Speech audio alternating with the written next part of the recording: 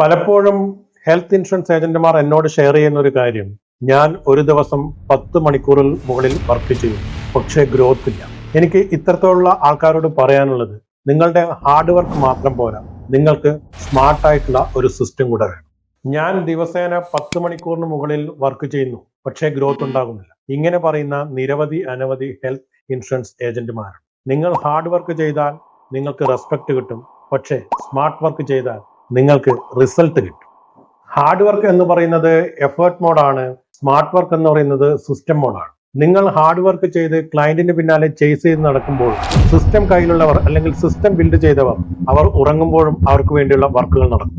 Digital tools ഉപയോഗിച്ചാൽ lead generation automatic ആകും, follow up systematic ആകും. നിങ്ങൾക്ക് നിങ്ങളുടെ ഗ്രോത്ത് സ്ലോ ആണെന്ന് തോന്നുന്നുണ്ടെങ്കിൽ നിങ്ങൾ സഞ്ചരിക്കുന്ന ദിശ അല്ലെങ്കിൽ ഡയറക്ഷൻ തെറ്റാണ് എന്നുള്ളത്. നിങ്ങൾ ക്ലയന്റിനെ ചേസ് ചെയ്യുന്ന നിർത്തൂ, ടാസ്കുകളെ ചേസ് ചെയ്യുന്ന നിർത്തൂ.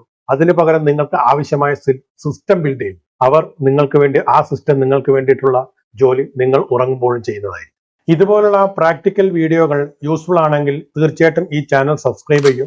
നിങ്ങളുടെ സപ്പോർട്ടാണ് അടുത്ത വീഡിയോകൾ ചെയ്യാനുള്ള ഞങ്ങളുടെ എനർജി. കമന്റ് ചെയ്യൂ, നിങ്ങൾ ഒരു ഹാർഡ് വർക്കറാണോ സ്മാർട്ട് വർക്കറാണോ?